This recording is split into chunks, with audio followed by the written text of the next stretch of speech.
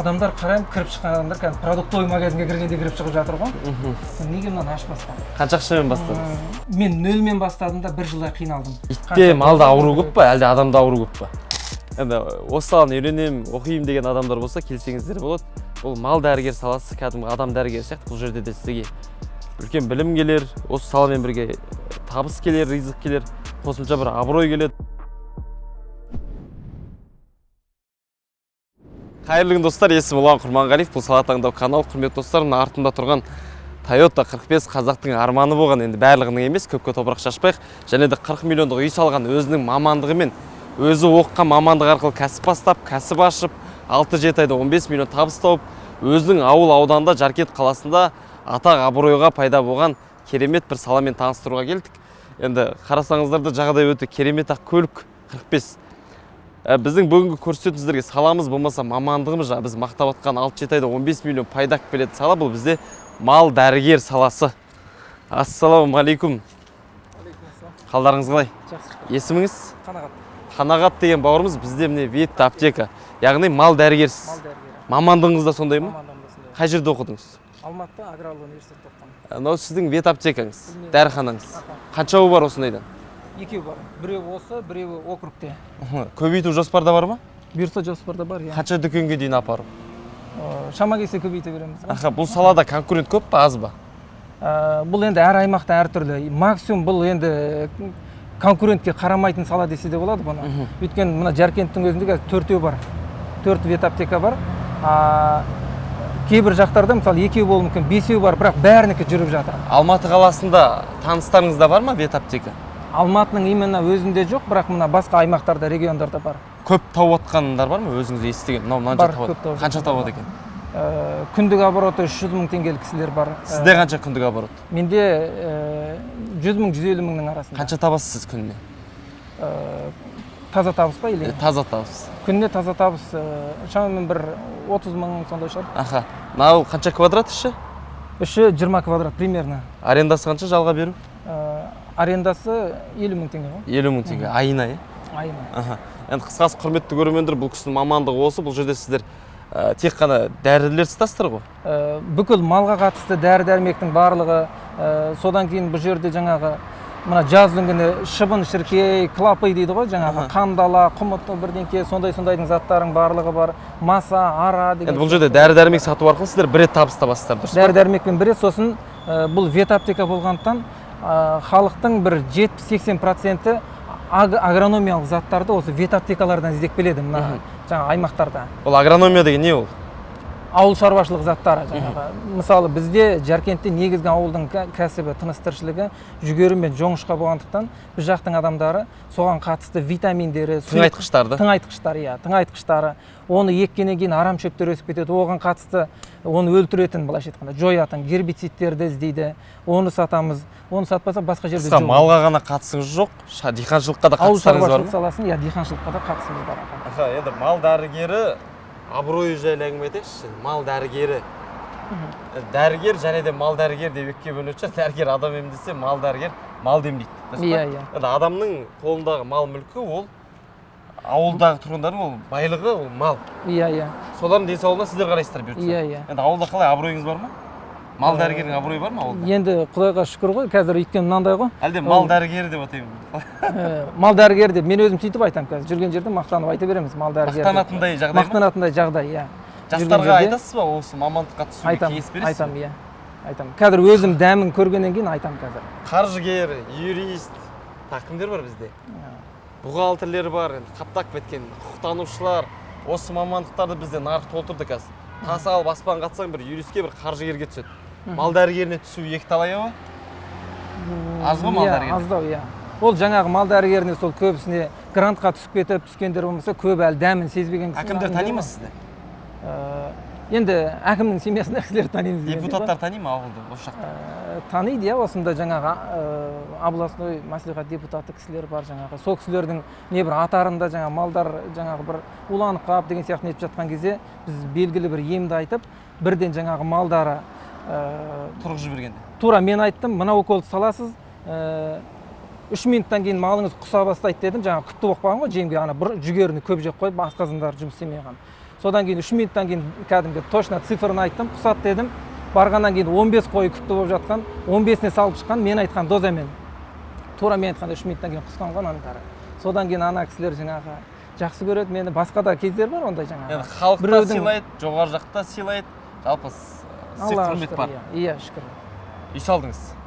Үй салдық аха. Қанша ақшаға? Шамамен енді точно есептеймін, шамамен 40 миллион кетті. Ақшаны қайдан алдыңыз? Сол осы кәсіптен, ветаптекадан. Көлік кредит па, налма? Жоқ, наличкаға алдық. Осы сала арқылы? Осы сала арқылы, иә. Енді ішке қарай кіріп көрейікші, құрметті көрермендер, біз мақтаған қандай сала екен бұл. Жүріңіздер. Саламатсыздар ма? Қайтадан сценарий бойынша. Бұл кісі? Бұл кісі менің сатушы көмекшім. Сіздің мамандығыңыз қандай? Бұл кісі менің көмекшім, жаңағы бұл сала мынандай ғой. Менің үйдегі жаңағы немді, мысалы үйде анам жүргізіп отыр. Анам 60-тан асқан кісі. Мен өзім ветврач ретінде консультация, сұрақпен, вопроспен келген кісінің бәріне мен өзім жауап беремін. Қанша грамм салынады, қанша салынады, жаңағы доза деген сияқтың бәрі мен өзім айтамын. Қандай дәрін сату керек, соның барлығын мына кісі жаңағы ақшасын есептеп, оны жүргізе береді. Есімі Фарида. Мамандық бұл кісіде неге қатысы бар ма? Жоқ, қатысы жоқ бұл кісінің. Бірақ жаңағы сатушы ретінде бұл кісі, иә. Дұрыс. Так, енді қысқасы, күндік касса қанша айтса да сізден сұраса бола ма әлде өзіне сұрайын ба кісіні? 100 мың ғой сол. 100 мың тәңірегі. Мынау сіздің сол касса түсетін неңіз ба? Иә. Журналыңыз ба? Ашып қараса бола ма? Жасырған дүниелеріңіз бар ма неде? Бұл жерде әртүрлі кейде ала беріңіз. жазылмайтын нелер Дүкенге келдіңіз ба? Келіңіз. Ары қарай сізбен өзіңізбен жұмыс істей берейік. Іші бізде 20 квадрат шыға ма мына жерде? Примерно 20 квадрат аха. Қанша теңгенің товары бар? Мына жерде 3-4 миллионның заты бар. 4 миллионның заты бар.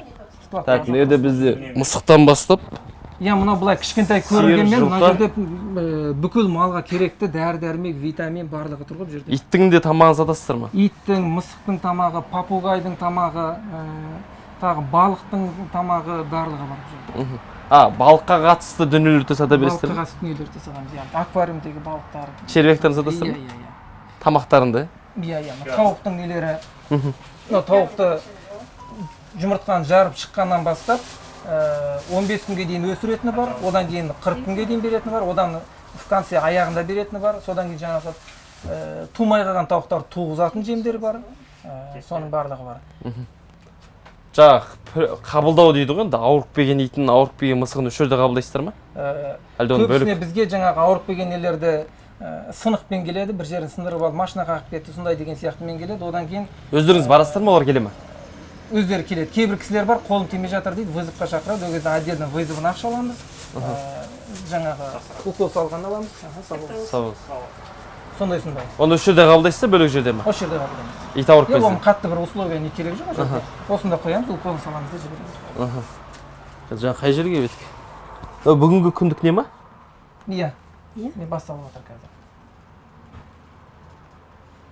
Бұда содан кейін мынау бізде 14-ті бізде 69 мың болған екен, кеше бұда жазылмайтыны бар кейбір. 50 мыңдық касса. QR мен төленеді екен, налға бұлдайды екен. Налмен төленеді. Кассаны түсіріп алсаңыздар болады.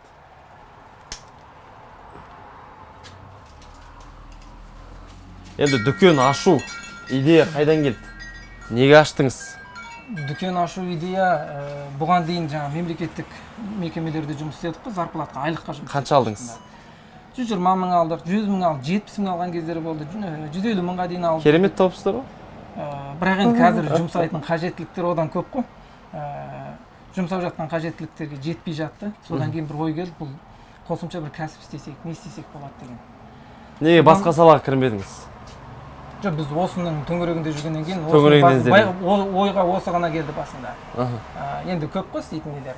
Дүкен ашу, басқа құрылыс дүкен сату болды. Содан кейін ойыма келген себебі, мен 50 қой байладым бірінші. Кәсіп істеуге. Бордақылайын деп па? Бордақылайын деп, иә. 50 қой байладым. Содан кейін жаңағы қойға мал ұстағаннан кейін міндетті түрде тығыз осы ветаптекамен байланыста болады екен. Сол кезде көзім жетті да менің. Біресе малдың жаңағы жөтеліп қалады, аппетиті жоқ болып қалады, қотыр болып қалады, шек құртын түсіру керек деген сияқты. Кешке дейін ветаптекаға жаңа барасың. Екі ортада жүгіріп жүрді. Екі ортада аласың, иә, ол бәрі оған келіседі мал ұстайтын бәрі. Тіпті ит ұстайтындар да соған келіседі қазір. Сөйттім да жаңа ветаптекадағы ағамыздың несіне осындай кішкентай магазин тоже барып жанында сөйлесіп отырам. Адамдар қараймын, кіріп шыққан адамдар кәдімгі продуктовый магазинге кіргенде кіріп шығып жатыр ғой. Что-то соны ой келді, мына мен іздеп жүрген нәрсе осы ғой дедім да. Соны неге мынаны ашпасқа? Қанша ақшамен бастадыңыз? Мен өзім бастағанда ең алғаш ол кезде примерно 700 мыңмен бастадым. Енді аз-аздан керек нәрселерді әкелдім. Бірақ мен нөлмен бастадым да 1 жылдай қиналдым. Мына бір сұрақ қойшы, 50 қой не болды? 50 қойды саттым досқа салдым ғой. Бәсе. 1 жылдай? 1 жылдай қиналдым. Неден қиналдыңыз? Өйткені менде үйрететін ешкім болған жоқ. Былайша айтқанда ұстаз болған жоқ үйрететін. Қайсыны қайдан алу керек, қай дәріні қайдан деген сияқты. Қанша қосып сату керек? Қанша қосып сату керек? Қай аймақта ондай нәрселерді мен білмедім. Мысалы, бізде қолданатын мынандай мына малдың қышыма қотырына салатын дәріні Қызылорда жақтылар қолданбайды адамдарына. Мынаны қолданады олар. Үйренген адамның дәрілері болады да. Мен онда ештеңе білмегем. Бардым да көз таршышым, жаңағы тәуекелдедім де бастап кеттім. 1 жылдай қиналдым. Бір клиенттер келеді, қанша қосу керегін білмеймін. Қанша дейді, мынша дейді, мен жаңағы бір бағаны айтам, олар бұрылады да шығып кетіп қалатындар болады. Біреу жаңағы көктемде алу керек вакцинаны мен жаңағы жазда алып тастадым деген сияқты. Сезонмен алып тұратын дәрілер бар. Осындай нәрселерді мен ескергем жоқ та. Білмедім ескермегенде. Содан кейін 1 жылдай қиналдым. Сіздің кесіріңізде малдар өліп қалған жоқ па кейбіреулер? Жоқ, ондай болған жоқ. Мен өйткені өзім жаңағы білем ғой оны. Егер сіздердің кесірлеріңізден мал өліп қалса, кім жауап береді? Біздің кесірден енді ондай болған жоқ, мал тірі қалып жатты. Болып жатса төлеп бересің малыңды. Өзің төлеп бересің? Иә. Бұл жерде де риск бар десеңізші? Иә, мен клиенттерім біреудің итін өлтіріп алсаң емдеуге кейін. Иә, ондай болды. Бірақ енді бұл жерде істегеннен кейін уже мына дәрін жаттағаннан кейін қай дәрі неге арналғандығын біліп тұрасыз, сондықтан кесірін көбіне тимейді бұл жерде. Өйткені мына дәріні итке деп келді ме, ит ауырып келді ме, сіз оған керекті дәріні уже біліп тұрасыз да. Итте малда ауру көп па, әлде адамда ауру көп па? Осындай сұрақ қойшы. Енді адамның маманы болмағаннан адамды білмедім, мен енді өзіміз ауырған кезде ғана білеміз ғой. Былай жаңағы малда көп қазір ауру. Ауру болғанда андай бір опасный аурулар емес. Ракпен ауыра ма? Жоқ, ондай нелер болмайды. Малдарда туберкулезбен ауырады. Малдарда мынандай ғой, көбісіне мал ұстағаннан кейін міндетті түрде ішінде шек құрты болады. Мына жаңағы альбен дегенде құртын түсіретіндер. 100% түсіре ма бұл?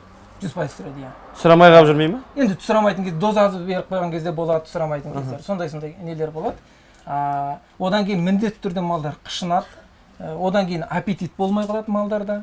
Содан кейін арасында енді жаңағы малдар ауырып тұрады, ол кезде уже керекті антибиотиктер береді, жөтеледі. Здравствуйте, заходите. Сондай нелер жаңағы. Сол сөйтіп жаңағы аптеканы бастадым, жаңағындай қиналып жүріп аштық. Плюске қашан шықтыңыз? Плюске сол бір жылдан кейін шыққан шығармын. Арасында минусқа кетіп қалған кездер болды. Енді 1 жылдың ішінде минусқа кете бердім деп айта алмаймын, бірақ қиналдым 1 жылдың ішінде. Жаңағы әңгіме ғой, мені қайдан маған бағыт бағдар беретін ешкім болмады, содан қиналдым мен. Деген құрметті көрермендер, қазір мына жағында бір көресіңізші. Мыналар не? Бұлар жаңағы чөженің жаңадан шыққан кезінде өсіретін жемдері. Бұның ішінде бүкіл керекті заттарының барлығы бар. 15 күнге дейін осыны береді, 15 күннен 40 күнге дейін астыңғысын береді. Ешкінікі, бұл сиырға, тауыққа, ешке бәріне болады. Андағы малдарға сол жемін қосып береді. Қанша түрі бар дәрінің, жалпы бәрін басын қосса, санмен? Мына жерде примерно менде былай кішкентай көрінгенмен бір 150-ге жуық түрі нелер бар, дәрілер бар. Не дейді, не жағдай болып отыр екен? Иә, мысығына жаңағы нелер шығып кеткен ғой. Бізде әлгі қолға шығады ғой, сүйел дейміз ғой, сол сияқтылар шығып кеткен. Емі бар ма? Емі бар, иә. Дәрісі бар ма? Иә, нелер бар, жағатын маздар бар. Мынандай сұрақ қояйықшы. Бір ит ауырып келді дейік те, енді иесімен келеді ғой, өзге емейді. Или өздері келетіндер бар ма иттер? Жоқ, өзі келмейді енді. Иесі алып келеді. Иесімен бірге келді, ауырып келді. Енді оларда чумка мет, бізде қалай еді ауырып? Шума мет? Иә, чума.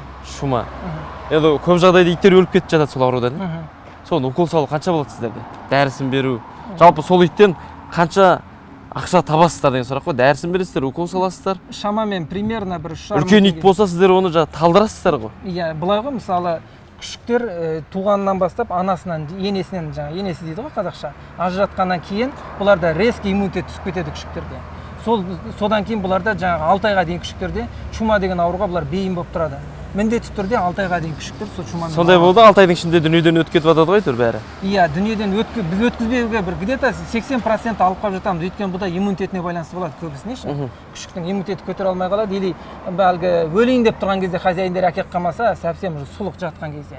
А так былай келген кезде көбісінікін емдейміз. Осы ауданда көбі именно менің номерімді береді екен соны еден. Именно соған баршы деп айтады екен, сол алып қалады деп. Сөйтіп келіп жатады.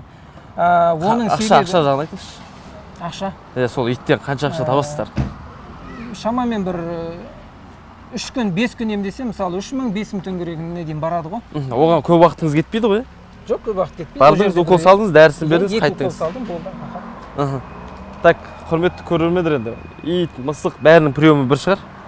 Ит, мысықтікі бірдей, одан кейін малдар. Үлкен малдар, бұқа, сиыр. Үлкен малдар, ол кезде олар система салу керек болса, оның ақшасы бөлу керек болады. Сол самна үлкен малы көптер, 100 малға, 50 малға бірден шақыратындар бар ма? Ондай да болады, 10 мал, 5 мал кем дегенде. Біреуіне де бара бересіздер ғой, бірақ? Мен көбісін ондай кісілерге жаңағы вызовқа шығатын ветврачтар бар, солар жіберем, өйткені өзім қолым тимейді. Осынан дәрі-дәрмегін беріп жіберем. Дәрі-дәрмегі кейде болады, мысалы 1000 қойға, 2000 қойға көбіне коробкілеп алатын дәрілер, мысалы қотырға деген, қышыма қотырына малдың дәрілер алады, ол кезде коробкілеп кетеді жаңағы нелер. Одан кейін ішіндегі шек қорытын түсіреді. Ол кезде де көп малдарға литрмен кетеді кәдімгі, 10 литрлеп кетеді. Сондай кездер болады. Еді, тиктогымыз бар дедіңіз ғой, соны жазыңызшы, қандай? Тиктокты так қанағат вет аптека. Алматы ма? Мынау тұрған, иә. Бұл кісі қашан аштыңыз тиктокты? Тиктокты осы қыста аштым ғой деймін, осы өткен қыстың басында аштым ғой деймін. Біз көбіне нені көп қолданбағанбыз ғой басында. Мына пайданы мен жаңағы ұмытып кеттім айтпақшы. Айтатыным. Кейбір кісілер бар, егер де өзіңіз шустрить етіп рекламамен осы TikTok, Instagramмен жақсы жұмыс жасаңыз, мен айтқаннан да көп жаңағы табысқа жетесіз. Ол жағы да бар. Сіз TikTokты қашан аштым дедіңіз? TikTokты қыста аштым, енді қолданып біз бастап жатырмыз. Мына көрілімдер енді былай қарайық. 1000, 15000, 20000, 14000. Жоқ, мына жақта бар 100.000-ға дейін кеткендер. 17000, 9000. Қысқасы, бұл кісіде 108.000 көрілімдер жақсы екен. Осы жақтан клиенттер келді ма? TikTok не берді? Мен мына TikTokқа салдым. TikTokқа бір дәріні салдым. Жаңағы сол дәріден келген клиент осы районда 100 бұқасы бар бір кісі келді. 100 бұқа байлайтын бір кісі келді. Қазақстаннан звондады ма жалпы? Звондады Қазақстаннан. Шымкенттен көбі звондайды. Мына Қызылорда жақтан көбі звондады. Батыс жақтан звондады. Не сұрақтармен хабарласты? Әртүрлі. Жаңағы малы, жылқы малы, көкпаршылар мысалы қазір көп қой. Көкпаршылар звондады. Бізге консультация беріп тұрсаң, жеке ақшасын төлеп тұрамыз, жаңағы ақыл кеңес айтқаныңа деп звондағандар болды. Тұрақты? Мынандай болып тұрды, ақшаңыз төлейін деген кісілер де болды, жаңағы айтып беріңізші емін деген сияқты. Иттердің жаңа нелері бар ғой, сосын группалар, олармен жұмыс істейсіз бе? Группалары? Яғни ит төбелестіретіндердікі бар. Былай бізде енді таз итпен айналысатындар бар. Олармен жұмыс істейміз. Тазылар деген группасы бар. Қазір мен бар болатынмын, қазір есімде жоқ. Сол группада бармыз жаңағы. Ішінде не дәрі бар екен, ол группаға жіберіп отырамыз. Олар жаңа керек дәрісін келіп отырады деген сияқты. Қысқасы осы саланы қанша ақшаға бастауға болады сонымен қазір? Бастаймын деген адамға. Бастаймын деген адамға бір 700 мың миллионмен бастауға болады. Кез келген ауылда мал бар жерде, ит мысық бар жерде бастауға болады, Иә. Мал жоқ жерде керек емес шығар? Жоқ, қазір Алматының қақ ортасында отырып, осы ветаптекамен байып отырған кісілер бар. Олар 4 түлік малдықты сатпайды, только ит мысықты ғана сатып отыр. Папугайы бар, балығы бар. Папугайы бар, балығы бар. Соның өзімен де олар кәдімгі масқара жүреді. Мен каждый аймақтарға барып көрдім. Жаңағы Алматының ішіндегілерді де көрдім, Түркістан жақты көрдім, Шымкентті көрдім, жаңағы Шуды, Талдықорғанда деген сияқты бәрінде бар. Ветаптека қай жерде болсын тоқтамайды. Енді осындай сұрақ. Сосын бұл сезонға қарамайды. Мүлдем ба? Мертвый сезон деген былай айтқанда жоқтың қасы десе де болады. Бір ай ғана бір не болатын шығар, чөт-чөт. Оның өзінде күндік табыс. Базарда отырады ғой, біреулер күні бойы отырып дымсыз қайтатындар болады ғой. Бұл ондай емес. Жоқ, құрыды деген кезде бірдеңке тауып қайтасыз ғой. Түсінікті болды. Кез келген адам аша ала ма? Кез келген адам аша алады деп айта аламын. Өйткені мен өзім жаңағы жүргіземін. Мен юристпін, жаңа айтқанда. Мамандық Жоқ, жаңағы көмекші ретінде бір жаңағы өзіңізге ветврачты нетіп, сонымен тіркеп, сөйтіп жүргізсеңіз. Жұмысқа ветврач алып, Иә, жұмысқа соған ветврач тіркеп, алып, иә, сізде мысалы ақша бар, жүргізетін. Ветврачты жұмысқа аласыз, соны тіркейсіз, сонымен жүргізесіз ветврачпен. Бастауға 700 мың жететтіңіз бастамасында. Мен өзім сөйтіп бастадым. Қазір қанша ақша керек? Қазір мынаның ішінде ма? Қазір енді Жоқ, қазір ашам деген адамға. Қазір ашам деген адамға 1 миллионмен бастап кетуге болады. Қандай риск бар? Енді кез келген жерде тәуекел бар ғой. Рискті Тек жақсы ма әлде ашқан адам жүріп кете бер, минустар бола ма? Маған еліктеп ашқандар болды осы жақта жаңағы. Ашқандар болды. Олар жаңағы мен сөздің басында айттым, қай затты қайдан алатынын білген жоқ. Мен көрді, олар мен жағдайымды бүйтіп жатқанын көрді, олар ашып бергісі деп өздерін етті. Бірақ бір-екі кісілер болды жүргізе алмады. Өйткені шыдамады. Өйткені бұған айтып отырмын ғой, бір көз ашып ұстаз керек десеңші. Ұстаз керек былайша айтқанда. Міне ұстаз сіздердің алдыңызда айтқысы келген. Иә. Ұстазсыз ғой қазір, Олай деп жатсыз ба? Толыққан ұстаз деп айта аламын, иә. Өйткені 6 жылға жуық уақыт болды. Бүкіл мынаның нюансын, қай жерде не істеу керек, қалай, қай дәріні. Тіпті болды бір мындан дәріні өткізудің жаңағы тәжірибе ғой енді. Техосмотр іздеп келген бір кісі болыпты, ешқандай ойында не жоқ. Оған иттің дәрісін беріп жібердім бір рет деп. Сол сияқты әңгіме ғой. Неге? Сұрады, ананың жаңағы сөйлесе алдым клиентпен. Сөйлескен адамға малдың дәрісін сатам десеңші. Сөйлескен адам анау ойына салып жібереміз ғой, былайша айтқанда атауы жаңағы нетіп отырып, маған осындай керек еді ғой деген нәрсеге келтіріп жібереміз да. Адамның аптекасын ашуға не жоқ па? Ниет жоқ па? Болашақта? Мынадан үлгере алмай жатырмыз қазір. Қысқасы құрметті көрермендер, егер вет аптека, яғни мал дәріханасын ашам десеңіздер, мына номерге хабарлассаңыздар болады. Енді сіз бізді негізгі шақырудың басты себебі осы ұсынысыңызды айту ғой, жалпы Қазақстанға. Қазақстанға, иә. Қызмет құныңыз қанша болады? Қызмет құным егер офлайн үйренім дегендер болса 400 мың. Онлайн болса? Онлайн болса 200 мың. Онлайн дегенде сіз алыстан сопровождать етіп отырасыз? Телефонмен, егер жаңағы кейбіреу мен алыста тұрамын, келуге осындай уақыт жаңағы мен қайда жатамын деген сияқты кісілер болса, бірақ ең дұрысы келіп офлайн үйренген дұрыс. Өйткені мен мына жерге тұрғызам, жаңағында клиенттер кіріп шығып жатыр ғой. Сол кісілермен ол былай сөйлеген. Дәлелдеп берем десеңші. Дәлелдеп берем. Анаған кәдімгі қай затты қалай түсіндіру керек, не керек, соның барлығын түгел от-үйді бәрін түсіндіріп беремін. Мынандай тағы да бір сұрақ. Осы саланы оқу үшін қанша жыл оқу керек? 5 жыл оқу керек. Одан мен өзім 5 жыл оқыдым, одан 2 жыл магистратура оқыдым. Курс жоқ па бұған? Өте салатын? Курс менде бар. Диплом бересіз ба? Диплом бермейміз енді, бірақ сертификат бересіз? Сертификат береміз. Қысқасы құрметті көрермендер, бұл жерде үйрету не үшін айтып тұрмын ғой, жаңағы мен өзім басында қиналдым деп. Дәрілерді мен бардым вет склад деген осы екен дедім да, қойып кіріп бір 2 складты көрдім да, жаңағы бәрі біледі, оны Алматының табы бірдеңке деген сияқты. Сол складтан кірдім да, көзіме түскен дәрінің бәрін ала беріппін мен. Оказывается, бұда сезонға қарай алатын дәрілер болады, количествомен алатын дәрілер болады, азырақ деген сияқты. Аумаққа байланысты десеңші? Аумаққа қарай алатындар болады. Кейбір дәрілер алғаш ашасаған кезде мен оны көп алып қойдым да, білмей басында. Тұрып сұрау өтіп тастағандар болды, жаңағы мусорға тастағандар болды өтелге. Сондай нәрселер болды. Одан кейін ашасағаннан кейін жаңа қай дәріге қанша қосатынын білмедік деген сияқты. Біз анадан көп қосып жібердік, ол сөйтсек аз қосып отыр. Осындай нәрселер бар. Содан кейін мен жаңағы таза пайда мысалы айына 1 миллион дедім ғой. Ол кейбір кісілер бар, айына 3 миллион тауып жатқандар бар, таза осы вет аптекамен. Ол қандай дейсіз ғой, мен мына жаңа әр аймақтарды барып көрдім дедім ғой. Бізде Жаркентте конкуренция сондай, біз дәріге өте көп қоспаймыз. Біз почти Алматыдағы складтар күледі бізге, сендер өздеріңе аптавиге келсіңдер ғой деп. Бізде конкуренция болғаннан кейін, жаңағы 4 аптека болғаннан кейін, біз халықты көп шақыру үшін бір дәріге мысалы 200 теңге, 300 теңге, 150 теңге сондай қосамыз. Мысалы жаңа бетсилиндерге 50 теңге, 30 теңге қосып біз. Кейбір аймақ бар, біздің 200 теңге қосатын дәріге 500 теңге, 700 теңге қосатын жақтар бар. Қай жақ екенін айтпай-ақ қояйын, сондай жақтар бар. Олар таза табысты тіпті көбірек табады олар. Ол Алматы, Астана, Шымкент шығар сол орталықтар. Ол жақтылар ренжіп жүрмесін, айтпай-ақ қояйын. Айтып қойдыңыз ғой. Қысқасы құрметті көрермендер, толық ақпарат мына номерде. Видео ұнаса бүгінгі біздің кішігірім сіздерге арналған сұхбатымыз жалпы осы сала бойынша. Енді барып малға укол салып көрсетуге болар еді. Бірақ қаншалықты ол дұрыс екен.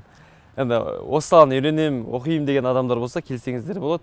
Бұл мал дәрігер саласы, кәдімгі адам дәрігер сияқты. Бұл жерде де сізге үлкен білім келер, осы саламен бірге табыс келер, ризық келер.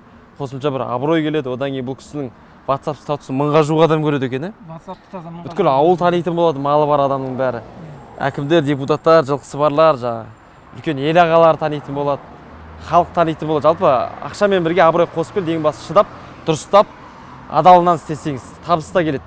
Номер мына жерде оқытады, үйретеді, тегін дүние жоқ. 400 мен 200 мың қол жетімді баға.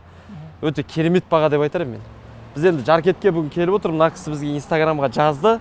Біз айттық болды. Біз барамыз, осы саланы түсіреміз. Басқа көп салалар жазады ғой бізге, көбісі қызық емес болды. Осы сала бізге қызық болды. Міне келгеніміз жаңа, түсіріп жатқанымыз міне сіздер үшін жақында бұйыртса шығарамыз. Видео ұнаса, жүрек басыңыздар, пікір жазыңыздар. Пікір жазған адамдар ішінде сыйлық беруге не жоқ па бір? Малдың витаминін береміз. Малдың витамині емес бір. Не берсеңізші? Еңбек қой пікір жазуда, бір ақшалай сыйлық беруге. Берейік бұл. Қанша бересіз? Қанша берейін? 5000 теңге берейін. Жоқ, 5000 теңгеге жазбайды қазір. Внимание қымбат, 10 000 теңге берейін. 10 000 да аз. Кім маған ұнайтыны жазсын, өз 30 000 беріңіз. Жақсы, ұнайтыны жазсын, беремін. 30 000 бересіз. 30 000 бересіз ғой? Ұнайтыны жазсын. Маған ұнасын бірақ. Еңбектеріңізге міндетті түрде 30 000 теңгелей ақшалай сыйақы беретін болады. Бұл кісі 30 000 берсін, мен 30 000 берейін, онда 60 000 теңге. Осы видео шыққаннан кейін 2 күннен кейін жеңімпазды анықтайтын боламыз. Төменде Telegram каналға кіріп анықтасаңыздар болады. Болмаса, не бауырымыздың Instagramға алдырып кетеміз. Instagramда тіркеліп алсаңыздар, 2 күннен кейін бүгін сол жерде анықтап бересіз. Видео ұнаса жүрек басыңыздар, достарыңыз, туыстарыңызға таратуды ұмытпаңыздар. Сіздермен бірге болған Ұлан Құрманғалиев, Сала таңдау каналы. Сау, саламатта болыңыздар. Жақсы рахмет.